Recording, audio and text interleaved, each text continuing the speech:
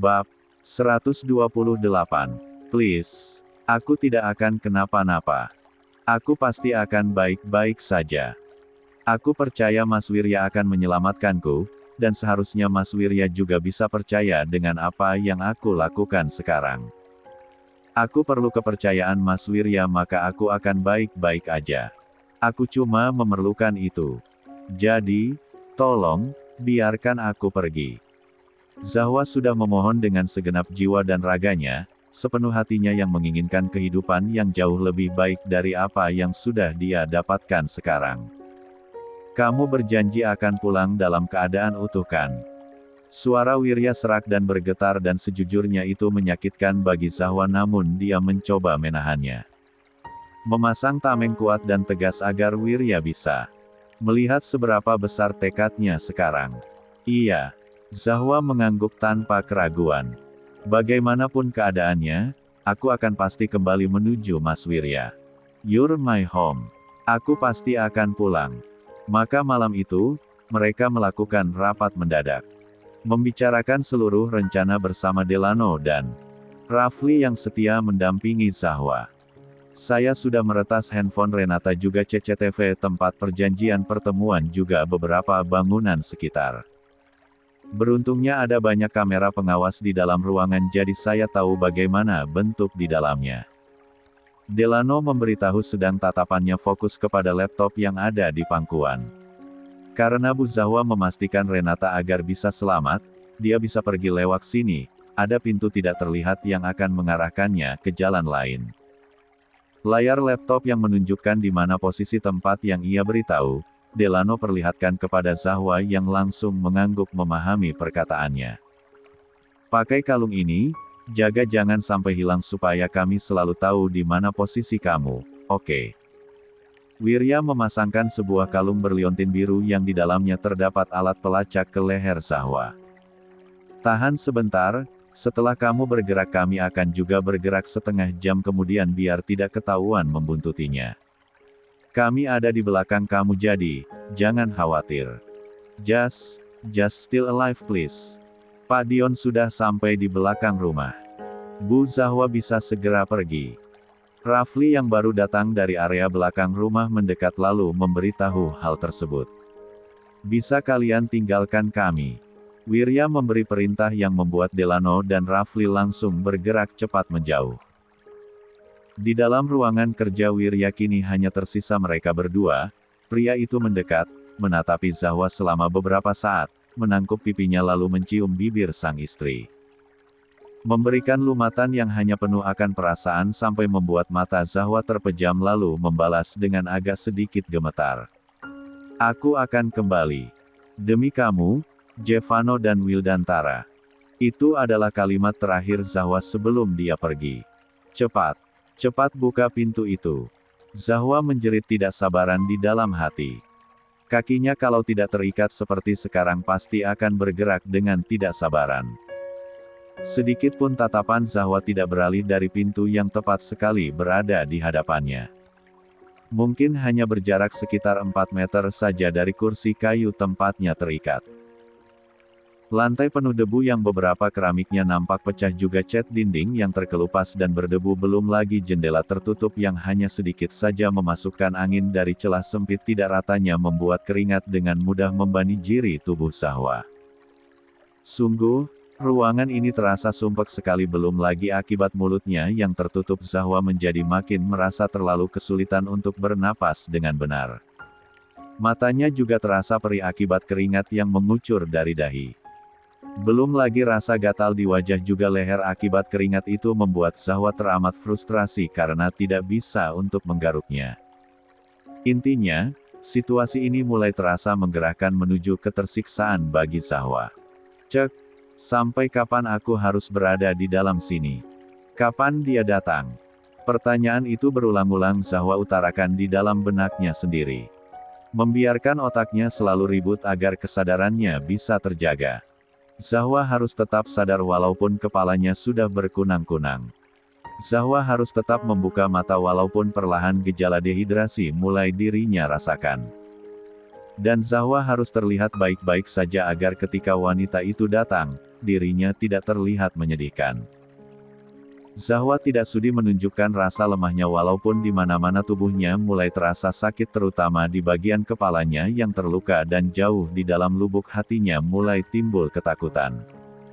Bukan tentang dirinya namun anak yang sedang dirinya kandung sekarang.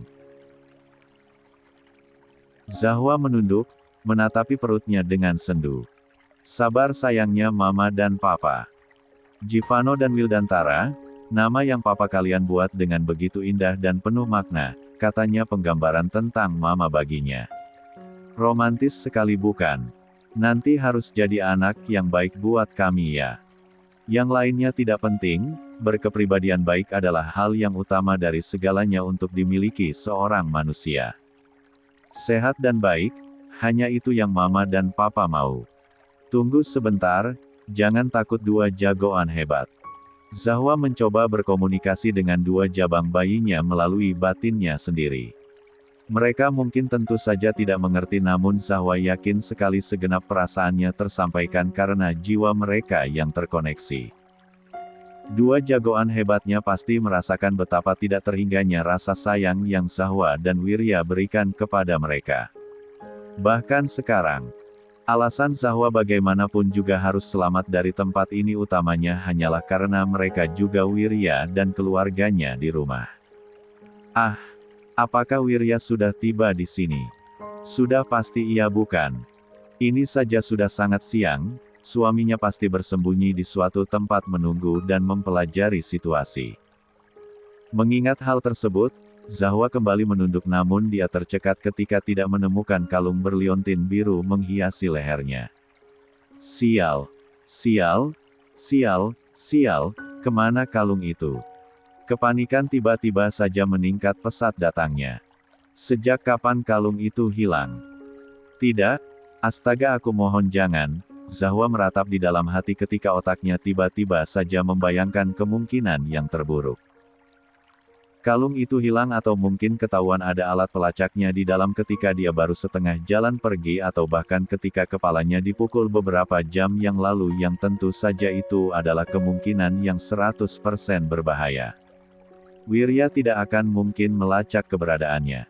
Wirya akan kehilangan jejaknya dan tidak mungkin berada di sini. Sial. Zahwa mengumpat lagi.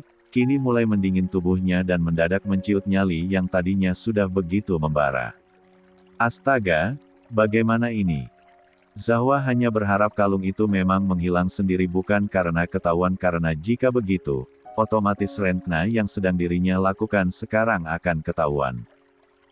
Di tengah kekacauan otaknya, bunyi kunci yang diputar kemudian terdengar bersamaan dengan suara keritan pintu yang terbuka beberapa detik setelahnya. Napas Zahwa mendadak berhenti, tubuhnya membeku ketika yang pertama kali ia lihat adalah kaki jenjang terbalut sepatu yang berhak tinggi. Naik merambat ke atas dia bisa melihat dress mewah yang membalut tubuh meliuk sempurna itu lalu tepat ketika menatap wajahnya, tatapan Zahwa langsung terkunci dengan tubuh yang sepenuhnya membeku. Sejak tadi Zahwa bertanya-tanya, bagaimana wajah dia? Apa memang sangat mirip dengan dirinya sendiri seperti yang Jiandra katakan? Zahwa tidak menyukainya sejujurnya ketika mengetahuinya. Seseorang yang begitu mirip dengannya, melakukan sebuah kerjaan mengerikan ditambah berperilaku dengan luar biasa jahat. Siapa coba yang menargetkan anak kandungnya sendiri untuk dibawa ke dalam mara bahaya? Akan dia apakan sejujurnya membawa Zahwa ke dalam sini? Membalaskan dendamnya dulu. Memaki Zahwa karena dirinya diadopsi Irwan padahal dulu mereka berdua diusir pergi. Alasan yang sungguh konyol dan tidak berdasar. Tapi, ketika melihat secara langsung, berhadapan mata ke mata, bukan hanya badan Zahwa yang membeku namun juga otak dan mungkin jiwanya. Karena sial, mereka memang semirip itu. Tuk, tuk, tuk, tuk, langkah kaki wanita itu bergerak mendekat. Sedikit pun tidak ada ekspresi di wajahnya ketika bergerak lalu berhenti tepat berjarak 2 langkah dari hadapan Zahwa. Ark! Zahwa refleks mengerang ketika lakban yang menutupi mulutnya dibuka dengan kasar sehingga kepalanya refleks menoleh ke arah kiri. Serangan perih karena perekat itu yang dibuka paksa langsung menyerang. Zahwa mencoba menahan rasa gentar, sedikit pun tidak mengalihkan pandangan pada dia.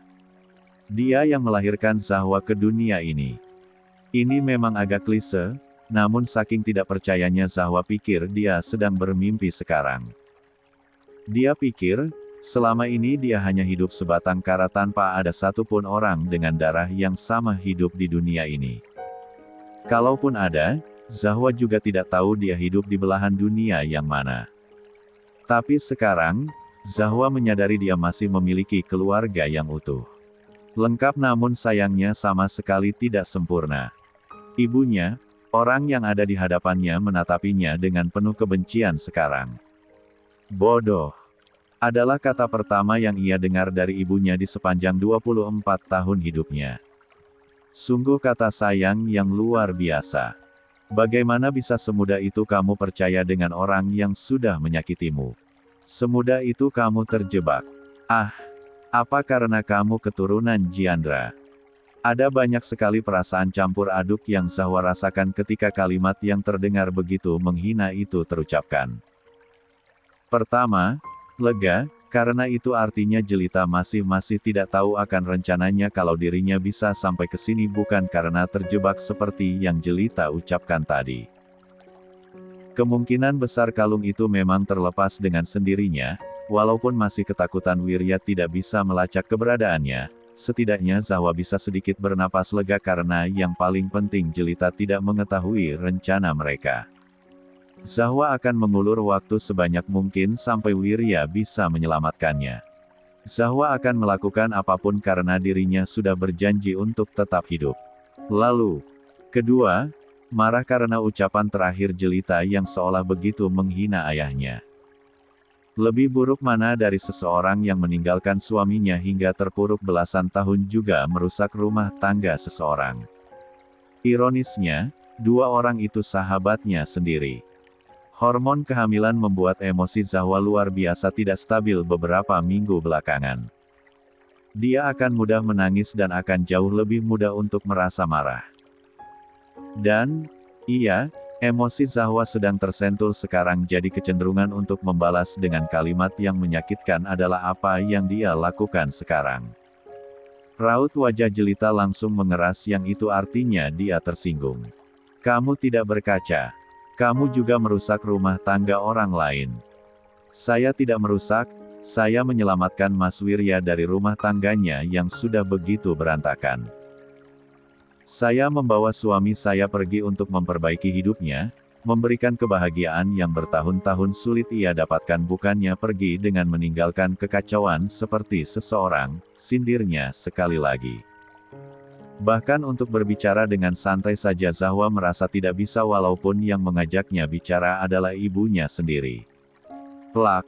Tidak ada sampai 3 detik, kepala Zahwa kembali terlempar ke arah kiri akibat tamparan keras itu.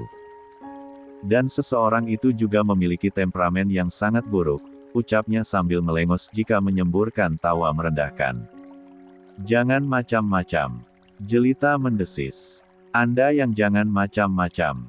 Zahwa membalas menantang. Rasa sakit hati karena kebahagiaan rumah tangganya tercoreng akibat wanita di hadapannya ini membuat Zahwa ingin melampiaskan hal tersebut. Apapun pekerjaan Anda, bagaimanapun posisi Anda dan seberapa berkuasanya Anda, Jelita yang tidak saya hormati, saya sama sekali tidak peduli. Buat apa?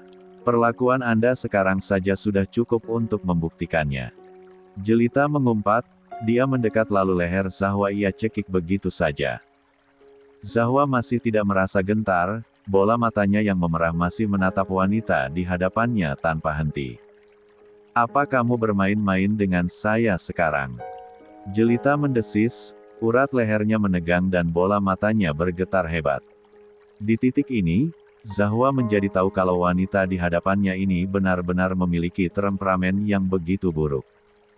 Sedikit sentilan saja sudah membuatnya menjadi semarah ini.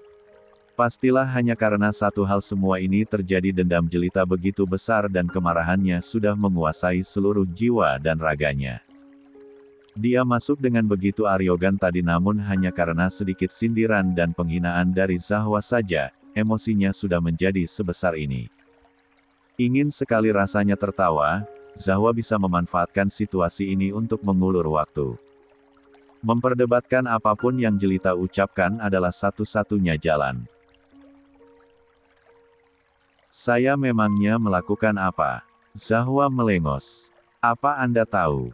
Saya benci sekali fakta bahwa mata saya terlalu mirip dengan Anda. Saya ternyata benar-benar seorang anak dari iblis tidak punya hati. Plak. Pipinya ditampar lagi namun Zahwa sama sekali tidak peduli. Hatinya sudah terasa nyeri berkali-kali lipat sehingga sakit di pipinya bukan apa-apa baginya. Hati Zahwa makin membeku seiring dengan perlakuan kasar Jelita. Kenapa Anda begitu marah? Apa Anda menyetujui apa yang saya katakan itu? Oh, saya yakin sekali si Anda tentu tidak menyetujuinya tapi hati Anda sendiri yang tidak bisa menampiknya bukan? Karena kalau tidak, Anda tidak perlu semarah ini. Zahwa tertawa pelan. Anda menyedihkan sekali, tahu. Kamu mau saya habisi sekarang hah? Habisi saja. Habisi saja anakmu ini, sialan. Biar sekalian jadi ratu iblis sana. Agaknya, Zahwa tidak dapat mengontrol diri lagi rupanya. Gimana?